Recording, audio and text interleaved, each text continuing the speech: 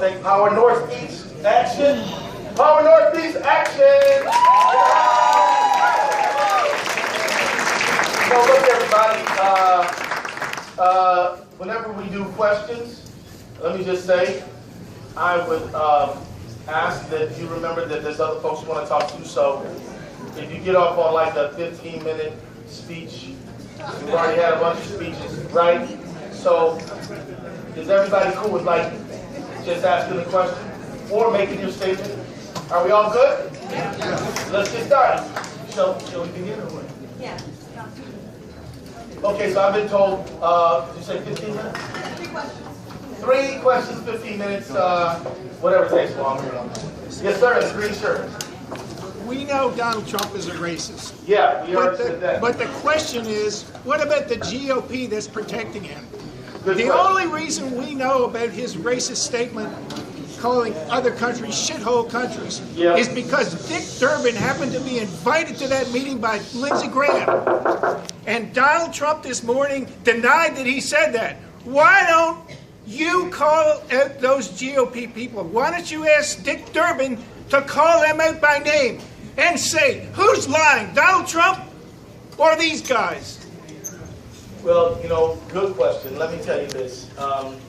I think you're asking me, why don't we call them out more? Let me tell you this. We call them out on the regular. At the end of the day, I have to humbly submit to you that the real calling out needs to be us calling out to our neighbors and organizing all over the country. I believe that it's fine to call out other politicians who do horrible things, but it's more important to build the grassroots movement. Now let me just say this to you. I think that it is very important for all of us to take communication and direct organizing very, very personally and getting out there and fighting. But I think that calling out those, the people doing the wrong thing is right to do, but it's not the hardest part of the battle. Let me just wrap up by saying that we're going to be counting on all of y'all to help us organize this country to a point where one day we're not going to have a president who says shithole country anymore, and that is the day that we're fighting for. Thank you. Yep, yes, ma'am. You pointing at me? He's nice and strong, just like he did. He has a great meeting voice. Let's see if we can do more of that. Good afternoon. Good afternoon. How you There's doing? another good meeting voice. How are you? Awesome. Good. Thank you for being here. Thank you for your plain talk. I very much appreciate that. And I have kind of a statement question. Good. You are in Allentown, Pennsylvania. You are in the property of Resurrected Life Community Church. And I'm curious, have you heard of Reverend Dr. Gregory Edwards, who is running for U.S. Congress? Let me tell you, I have heard of Dr. Gregory Edwards, and I've heard great things about him. But I need to tell everybody this. As an officer of the Democratic National Committee, we have all pledged not to do pre-primary endorsement. So even though Gregory Edwards is an awesome, wonderful person, I'm very proud he's running. If I were to do anything approaching an endorsement, I'd get in big trouble with the other officers of the DNC. You may recall we got in a little bit of trouble because some folks thought other folks had an unfair advantage. Remember that? So let me just say that I am encouraging all candidates.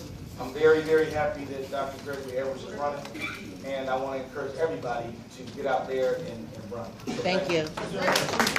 Last question. 125 million registered voters did not vote. Right, that's true. We had only, for the presidential, we had 65 million versus 62. Yep. Is the message getting through to the people who sat down and did nothing and let this debacle unfold? You know, Fred, I really do think that the message is getting through. Let me tell you why I believe the message is getting through. And this ain't no campaign hype, you expect people like me to say, yeah, we're doing great. No, I really mean it. Here's why. Because in Alabama, we didn't just have, it wasn't just that Roy Moore was so awful. We actually saw a dramatic upsurge in Democratic turnout in Alabama. We saw it, the black vote in Alabama exceeded Obama levels. Black women voted 98%. Yes.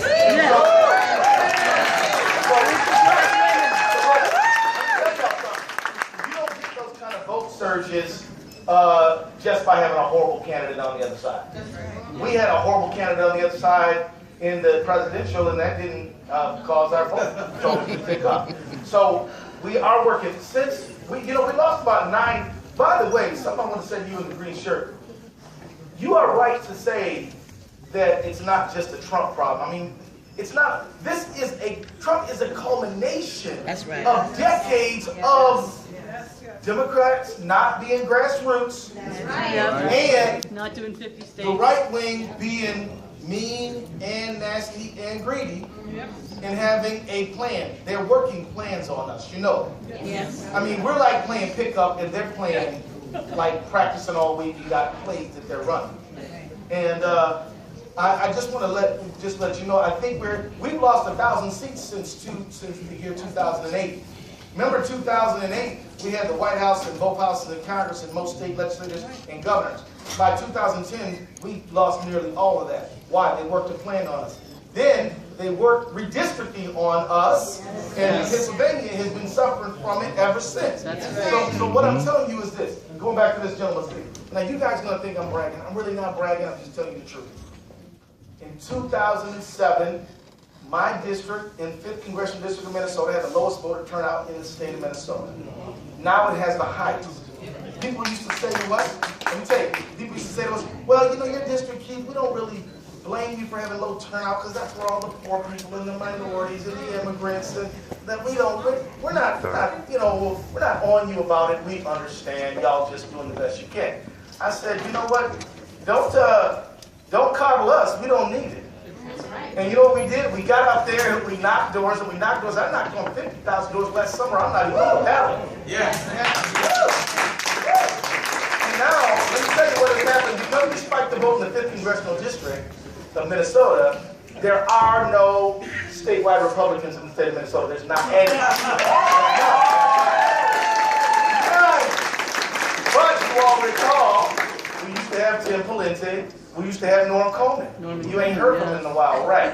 Why didn't you hear from him no more? Because we have spiked the vote. And we're getting 250,000 at least in the presidential. We got it to 262 a few years ago. And because we're increasing that vote, they can't do anything. If you increase the vote totals in your safe seats, you will lock them out. You will not just get Tom Wolf back in. You'll start taking over legislative seats. I'm going to tell you, there are no Republicans in the 5th Congressional District who are state legislators in my district. I do not allow this. I have chased them all out. If any Republican tries to run for office in the 5th Congressional District as a state legislator, we will identify them and we will lock them out and we will rally in that state legislative district to defeat them. We play team ball up and down the ticket, right? So this is how we do this. If you guys will say in Pennsylvania, you guys actually got pretty decent voter turnout. You got about 70% in the presidential. Now Minnesota has 74. I'm not bragging. I'm just saying that if y'all beat us, then next time we try to beat you. But it would be a righteous competition. Yeah, that it would. Last question. I'm a college senior right now, and I'm considering grad school for poli-sci because I'd like to run for... Awesome. I still have a lot to learn, though. What advice can you give? So it's a great question. It's great. What's your name? My name is Ben Wynn. So Ben asked, how can a young person who's really fired up to see a better America, how can he get involved? Now, Ben, the first thing I'd say is you got to serve. And what does that mean? That means get involved with your church, your mosque, your synagogue. If you're not religious, whatever institution you're into, but make sure that you're engaging people around making the local community better, right? Don't worry about being in charge, just worry about doing a good job. You do that and you'll be fine. Put yourself in positions where you got to talk to people so you can get over those jitters around that. I know a lot of people's biggest fear is speaking in public. Clearly not us in this room. But some folks, got a shyness about that. What I'm saying is put yourself in a position where you get over that. The other thing that you need to do then is organize among people your own age. Who has more at stake than the millennials of this stuff? You guys are facing climate change. You guys are facing massive college debt. You guys got this idiot over here threatening war all over the world. I mean, your age group has a lot on the line. And here's the thing I want to tell you, Ben, and I really don't want to tell you this, but I have to be honest with you, because I'm 54 years old, I got kids your age, and I'm going to tell you the truth, man. When I was your age, you could get through college by working a summer job. Now, maybe not going to some fancy Ivy League, but you go to a state college, you can get through. This is not possible for our young people today. Somebody decides to commodify and commercially exploit college education and make a lot of money off of it. It is hurting the United States of America. It is hurting Ben. So what I'm going to tell you this, if you guys want to do something good for my man Ben, give him an internship, hire him. He will screw up, for sure. But. Then you tell him, Ben, you don't do it this way, you do it that way. And then we keep on rolling. I have cards.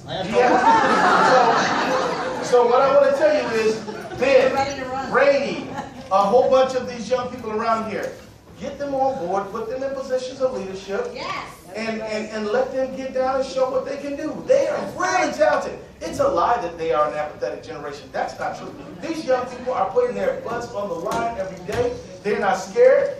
They're brave and courageous. Thank you very much.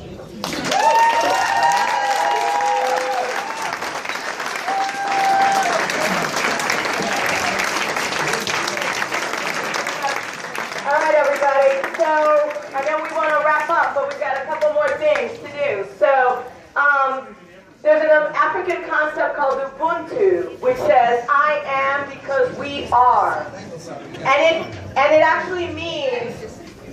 And I know everybody wants to take pictures, and we're going to take pictures. Can we not take pictures now? All right?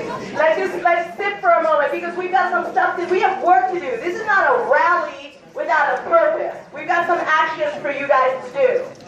So I want to say a couple things. Now more than ever before, Rabbi Abraham Heschel said, in a free nation, some are guilty, but all are responsible. And I've got some questions for you. Are you responsible? Yes. Are you responsible for the dreamers? Yes. Are you responsible for making sure a clean Dream Act passes? Yes. Are you responsible to make sure that we elect the right people and put them in the right position with the right support so we can get our agenda passed? Yes. So here we are. It's time to stop yelling at the TV or stewing because you're swallowing your rage and anger. Because you know what? When we fight, we win. When we fight, we win. When we fight, we win. Okay, so we've got something to fight for. We need to pass the Dream Act. Yeah. We need you guys to go home and call your representatives and tell them that they need to support the Dream Act and keep DACA in place. If your representative is a Democrat, you should still call them.